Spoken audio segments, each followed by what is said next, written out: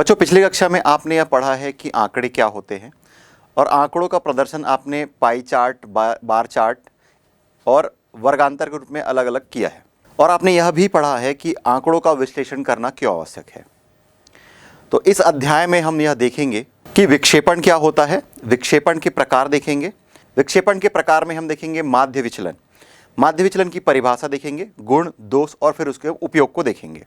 और फिर देखेंगे मानक विचलन क्या है, जिसे मूल माध्य वर्ग विचलन भी कहा जाता है। आगे देखेंगे प्रसरण या विचरण क्या होता है और फिर अंत में हम यह देखेंगे कि बारंबारताओं के बंटन का विश्लेषण किस प्रकार किया जाता है या फिर क्यों यह आवश्यक है।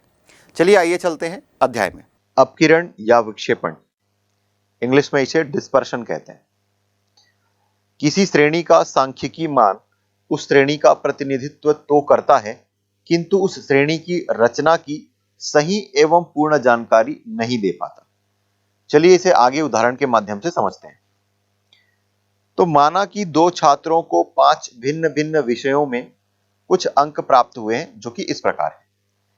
तो इसे चार्ट में दिया गया है कि विषय हिंदी में पहले छात्र ने 20 अंक प्राप्त किए, दूसरे छात्र ने 48। गणित में पहले छात्र ने 55, दूसरे छात्र ने 52 अंक प्राप्त किए। अंग्रेजी में पहले छात्र ने 60, दूसरे छात्र ने 55। विज्ञान में पहले छात्र ने 50, दूसरे छात्र ने भी 50। संस्कृत में पहले छात्र ने 80 और दूसरे छात्र ने 60 अंक प्राप्त किए। तो पहले छात्र के प्राप्तांकों का यदि हम समांतर माध्य निकालें तो हम लिखेंगे कि 20 धन 55 धन 60 धन 50 धन 80 बटे 5। सरल करने पर आपको मिलेगा 265 बटे 5 बराबर 53। और इसी प्रकार दूसरे छात्र के प्राप्तांकों का समांतर माध्य लिखें तो उसे हम लिखेंगे 48 धन 52 धन 55 धन 50 धन 60 बटे 5। सरल करने पर आपको मिल जाएगा 265 बटे 5, सरल करने पर 53। दोनों छात्रों के प्राप्तांकों का समांतर माध्य 53 है। इस समानता के आधार पर निष्कर्ष यह निकलता है कि दोनों छात्रों की पांचों विषयों की उपलब्धि समान है, परंतु ध्यानपूर्वक देखा जाए तो वास्तव में ऐसा बिल्कुल नहीं है। पहले छात्र को हिंदी में केवल 20 अंक प्राप्त हुए हैं, जबकि संस्कृत में 80। दूसरे छात्र के प्राप्तांक समांतर माध्य 53 के अपेक्षाकृत बहुत निकट है। अतः ऐसी स्थिति में प्राप्त समांतर माध्य दूसरे छात्र के प्राप्तांकों को तो सही रूप से प्रतिनिधित्व करता है, परंतु पहले छात्र के प्राप्तांकों का सही प्रतिनिधित्व नहीं कर पाता। इसी प्रकार दो उदाहरण और देखते हैं। तो एक श्रेणी लेते हैं जिसमें ए बी सी 3 श्रेणी दी गई है और उसमें कुछ अंक दिए गए हैं। जैसे कि श्रेणी ए में 4, 8, 10, 12, 16, इसका योग 50 है और समांतर माध्य 50 बटे 5 बराबर 10। श्रेणी बी में 0, 8, 14, 18, 10, योग करने पर आपको प्राप्त हुआ 50। समांतर माध्य 50 बटे 5 बराबर 10। श्रेणी सी, इसमें है 10, 9, 10, 11, 10, इसका भी योग आएगा 50, समांतर माध्य 10।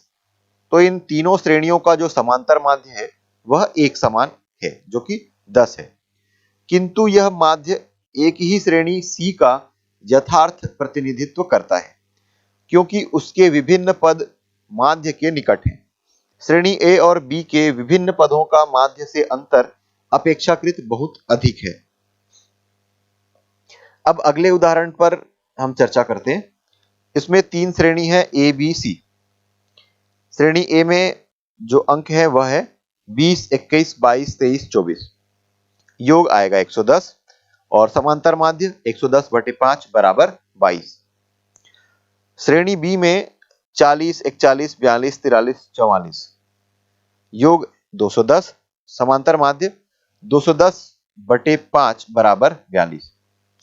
और श्रेणी सी में 94, 95, 96, 97, 98, योग है 480 और समांतर माध्य 480 बटे 5 बराबर 96। इस उदाहरण में श्रेणियों के माध्य भिन्न भिन्न होने पर भी उनकी रचना समान है क्योंकि माध्य से विभिन्न पदों के विचलन एक समान है। तो उदाहरणों से स्पष्ट है कि किसी बंटन के पूर्ण अध्ययन के लिए माध्यों के साथ साथ यह भी ज्ञान होना चाहिए कि उसके विभिन्न पद माध्य से कितनी दूरी पर है, अर्थात श्रेणी के विभिन्न पद माध्य से कितने बड़े या छोटे हैं।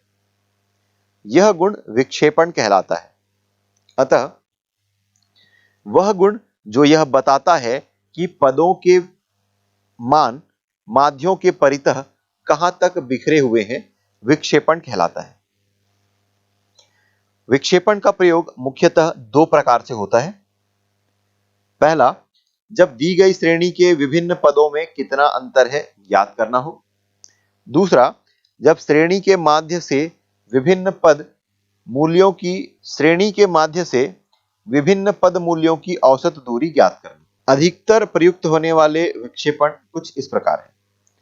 पहला है रेंज या परिसर, दूसरा है क्वार्टाइल डेविएशन या चतुर्थक विचलन, तीसरा है मीन डेविएशन या फिर माध्य विचलन, और चौथा स्टैंडर्ड डेविएशन या फिर मानक विचलन या प्रमाप विचलन के नाम से भी इसे जाना जाता है। मीन डेविएशन या माध्य विचलन, यदि किसी माध्य, या तो समांतर माध्य हो सकता है फिर मध्यिका हो सकता है, अथवा बहुलक से श्रेणी के प्रत्येक पद का विचलन लिया जाए तो उन्हें बीजीय चिन्हों से रहित धन मानकर उनके निरपेक्ष संख्यात्मक मानों के समांतर माध्य को माध्य विचलन कहते हैं। यदि विचलन समांतर माध्य से लिया जाए तो उपर्युक्त विचलन समांतर माध्य से माध्य विचलन कहलाता है, और यदि मध्यिका से ली जाए तो यह मध्यिका से माध्य विचलन कहा जाता है। माध्य विचलन और माध्य के अनुपात को माध्य विचलन गुणांक या कोफिशिएंट ऑफ मीन डेविएशन कहते हैं। तो इस प्रकार हम लिख सकते हैं कि माध्य विचलन गुणांक बराबर माध्य विचलन बटे प्रयुक्त माध्य। माध्य विचलन ज्ञात करने की विधि, तो मुख्यतः तीन श्रेणी में हम देखेंगे। जब श्रेणी व्यक्तिगत हो, असतत श्रेणी हो और सतत श्रेणी हो। तो पहला है व्यक्तिगत श्रेणी में जो माध्य विचलन है यह बराबर होगा sigma of mod of x minus capital M upon small n equal to sigma of mod d upon n, जहां पर x पद मूल्य, कैपिटल M माध्य और स्मॉल n पदों की संख्या तथा d पद मूल्य का माध्य से विचलन है। यहां x माइनस कैपिटल M का मॉड या फिर मॉड d का आशय यह है कि x माइनस कैपिटल M या फिर d का मान धन चिन्ह के साथ लेना है, जैसे कि मॉड ऑफ 3 माइनस 4 या फिर मॉड माइनस 1, इसका मान 1 लेंगे ना कि ऋण 1। और सिग्मा या समीशन का अर्थ होता है योग। दूसरा है असतत श्रेणी में माध्य विचलन बराबर sigma of summation of mod of x minus capital M upon summation of f equal to summation of mod d upon capital N, जहां पर f उस पद की बारंबारता है जिसका विचलन d माध्य से निकाला गया है तथा कैपिटल N सभी बारंबारताओं का योगफल है। तीसरा है सतत श्रेणी में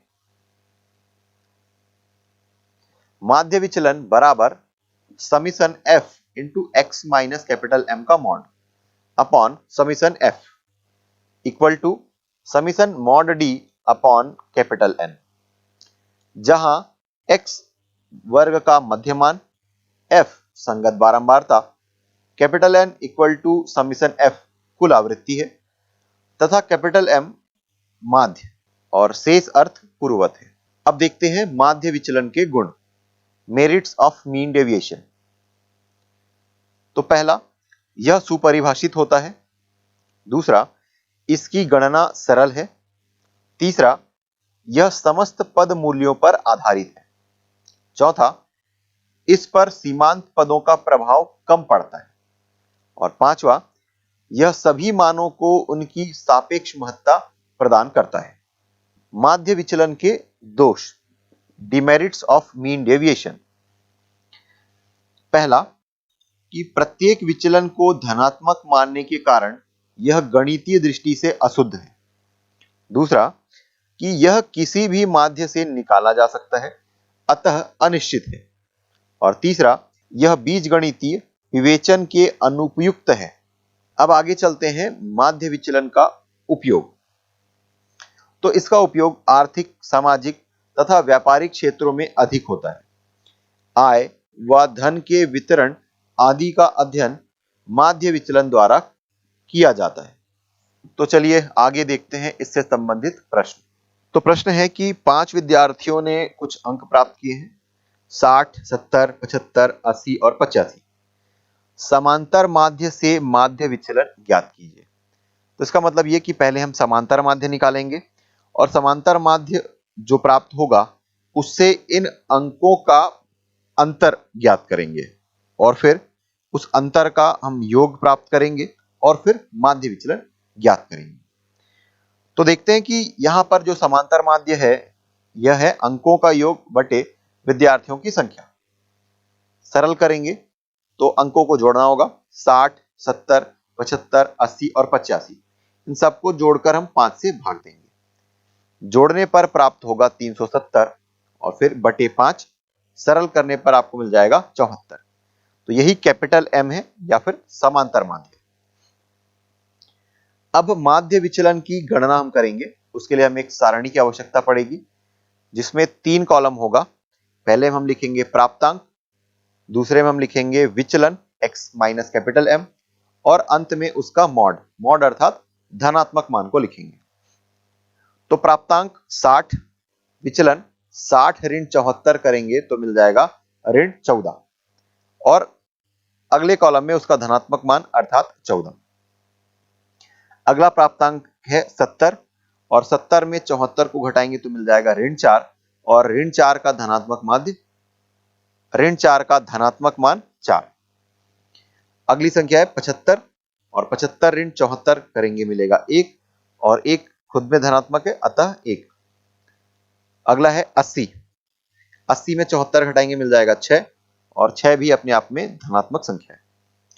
अगला है 85, 85 में हम 74 को घटाएंगे तो मिल जाएगा 11 जो कि धनात्मक मान है। तो इस प्रकार हम समीशन निकाल लें mod of x minus capital M का, तो यह हमें 36 प्राप्त हो रहे हैं। तो जो माध्य विचलन है यहां पर हम इसे लिखेंगे summation of mod of x minus capital M upon small n।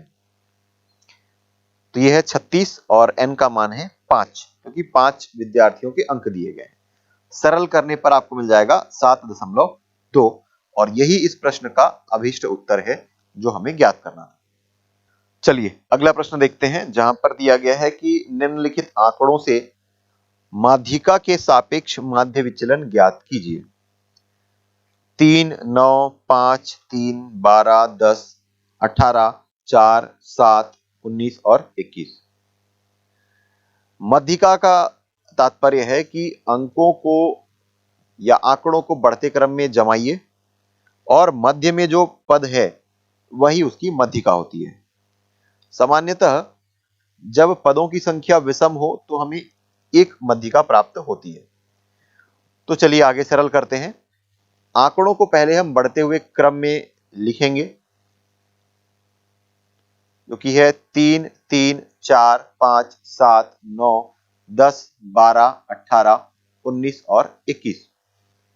यहां पर n इक्वल टू 11 है जो कि विषम है। तो माध्यिका बराबर n प्लस 1/2 पद। n इक्वल टू अब 11 रखेंगे, 11 में 1 जोड़ेंगे 12, 12 बटे 2 करेंगे मिल जाएगा 6। तो इस प्रकार इसका जो छठवां पद है वह माध्यिका है और छठवां पद 9 है। तो इसे हम लिखेंगे MD कैपिटल M और स्मॉल d, तो ये मीडियन इक्वल टू 9।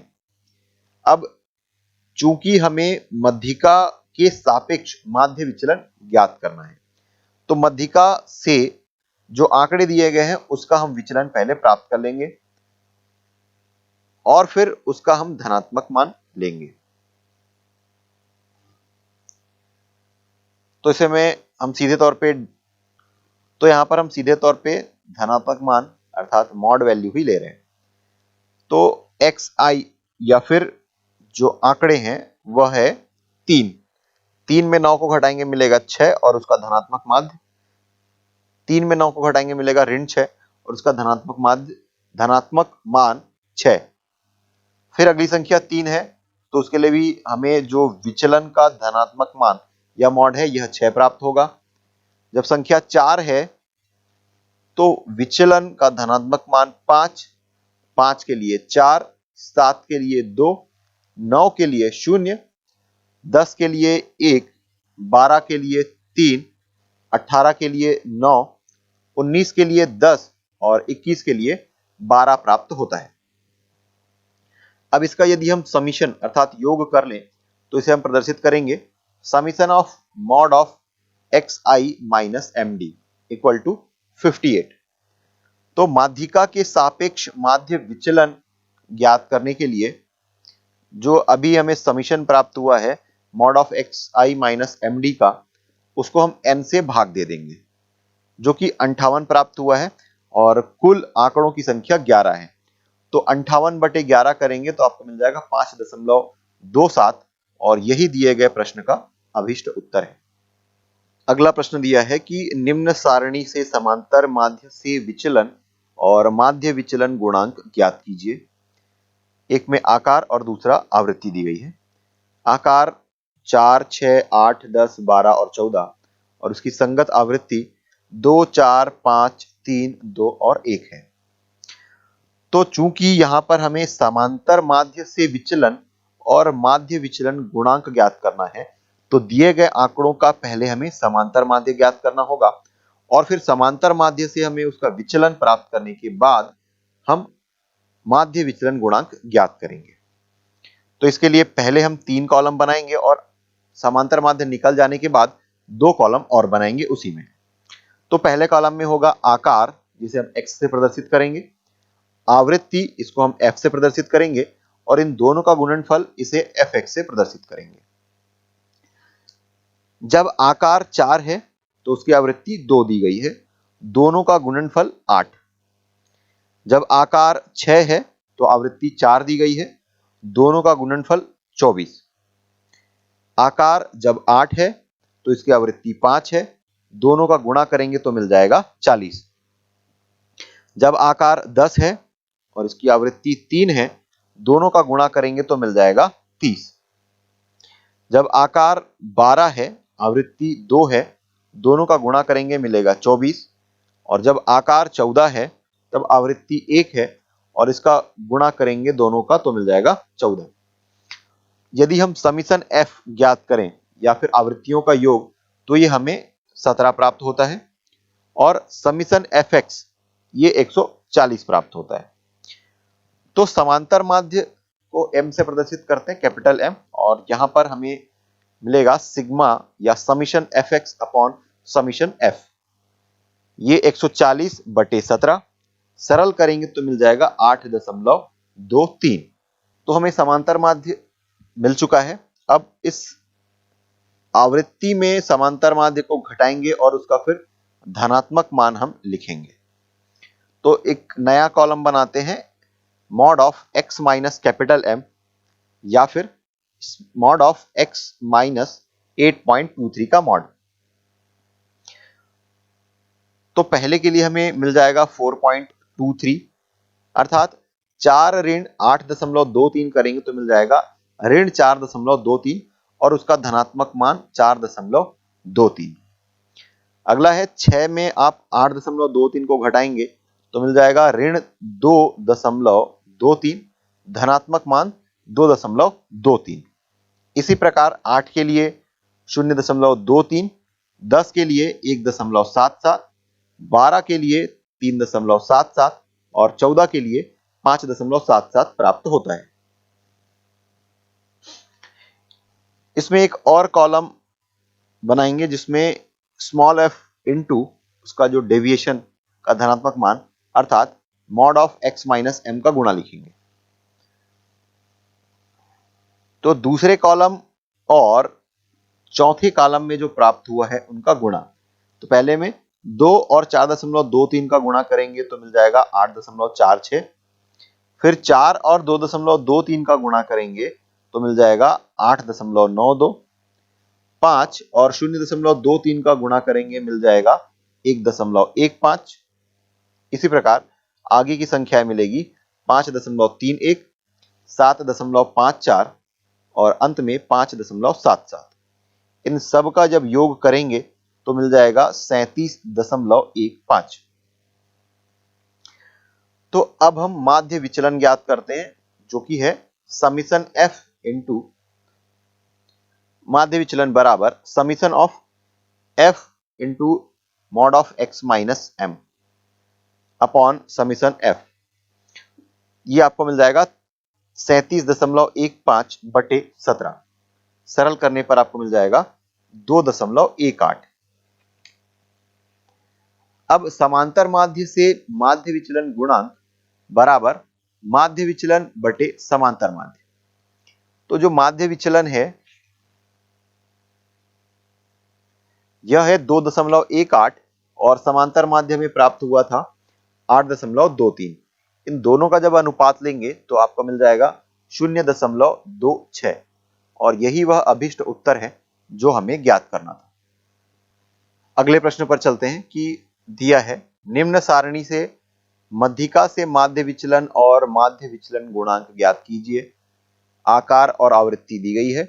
आकार में है अंक 10, 11, 12, 13, 14 और उसकी आवृत्ति है 5, 12, 18, 22 और 3। यह क्रमशः है।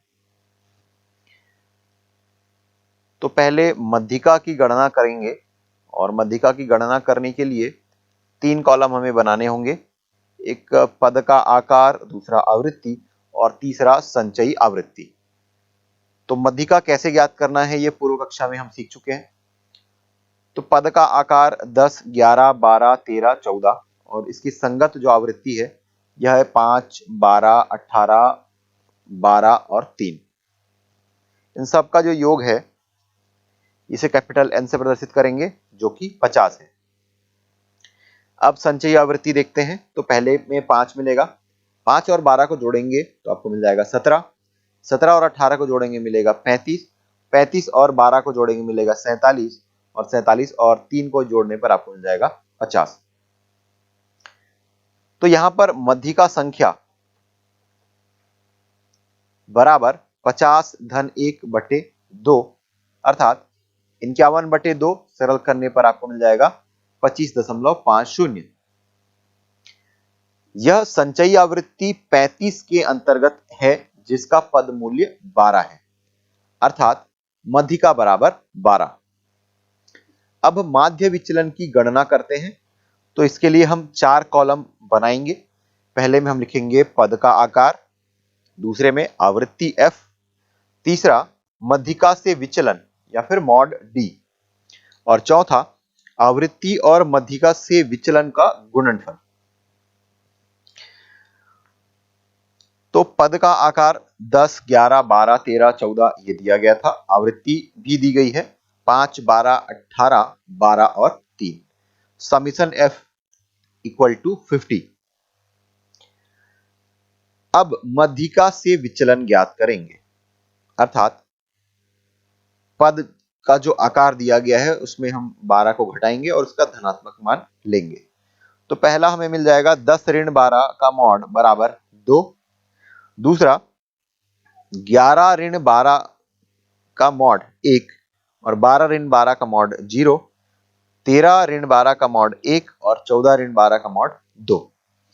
अब जो मॉड d प्राप्त हुआ है उसको गुणा d से कर देते हैं, उसका गुणा f से कर देते हैं। इसे लिखेंगे f इंटू मॉड d। तो 5 और 2 का गुणा करेंगे मिल जाएगा 10, 12 और 1 का गुणा करेंगे मिलेगा 12, 18 और 0 का गुणा करेंगे मिल जाएगा 0, 12 और 1 का गुणा 12 और 3 और 2 का गुणा करेंगे मिल जाएगा 6। तो summation of f into mod d इसे निकालेंगे तो ये हमें मिल जाएगा 40। अब मध्यिका से माध्य विचलन तो ये होगा summation of f into mod d upon summation f। तो ये मिल जाएगा 40/50, सरल करेंगे मिल जाएगा 0.80। अब माध्य विचलन गुणांक बराबर माध्य विचलन बटे मध्यिका होगा। सरल करने पर 0.8/12, सरल करेंगे मिल जाएगा 0.067, और यही इस प्रश्न का अभिष्ट उत्तर है जो हमें ज्ञात करना था। अगले प्रश्न पर चलते हैं, जहां पर दिया गया है कि निम्नलिखित बंटन से समांतर माध्य से माध्य विचलन एवं माध्य विचलन गुणांक ज्ञात कीजिए।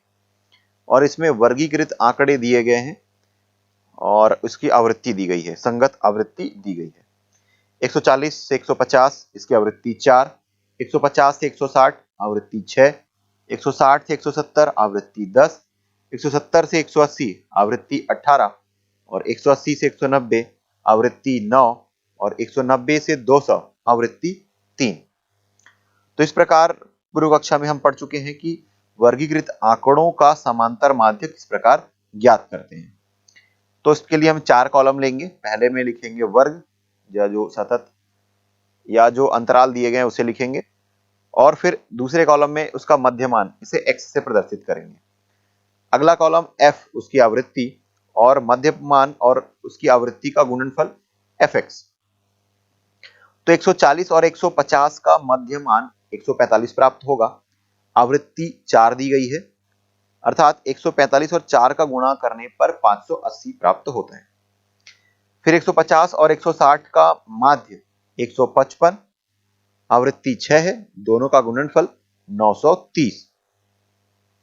160 से 170 इसका मध्यमान 165, आवृत्ति दी गई है 10, दोनों का गुणा करेंगे तो मिल जाएगा 1650। 170 से 180 इसका मध्यमान 175 और इसकी आवृत्ति दी गई है 18, दोनों को जब गुणा करेंगे तो मिल जाएगा 3150। अब आवृत्ति 180 से 190 इसका मध्यमान 185, आवृत्ति 9, और इन दोनों का गुणा करेंगे तो मिल जाएगा 1665। और अंत में अंतराल 190 से 200 इसका मध्यमान 195, आवृत्ति दी गई है 3, 195 और 3 का गुणा करने पर मिल जाएगा 585। समीशन f बराबर 50, f का जो योग करेंगे तो मिल रहा है 50, और समीशन fx इन सबको जोड़ने पर मिल रहा है 8560। तो समांतर माध्य बराबर होता है summation fx upon summation f। सरल करेंगे तो मिल जाएगा 8560/50, सरल करने पर 171.2। तो यह हमें समांतर माध्य प्राप्त हो चुका है। अब इस समांतर माध्य से हम माध्य विचलन की गणना करेंगे। तो पुनः यहां पर हमें एक और टेबल बनाना है, जहां पर 4 कॉलम बनाने होंगे। पहला में x उसका मध्यमान, दूसरे कॉलम में f फ्रीक्वेंसी अर्थात उसकी आवृत्ति, तीसरे कॉलम में मॉड d अर्थात mod of x minus capital M, चौथे में f इंटू मॉड d। तो x जो मध्यमान प्राप्त हुआ था यह है 145, 155, 165, 175, 185 और 195, और इसकी संगत आवृत्ति f 4, 6, 10, 18, 9 और 3, और समीशन f हमने देखा था जो कि 50 प्राप्त हुआ है। अब मॉड d की गणना करते हैं x माइनस कैपिटल M। क्रमशः सरल करने पर आपको मिल जाएगा 26.2, 16.2, 6.2, 3.8, 13.8 और अंत में 23.8। अब अगले कॉलम में f और मॉड d का गुणा करके हम लिखेंगे। तो पहली राशि है 104.8, अगला 97.2, अगला 62.0, अगली राशि 68.4, फिर इसके बाद 124.2 और फिर अंत में 71.4। इसका यदि हम समीशन लिखें, summation of f into mod d, ये मिल रहा है 528।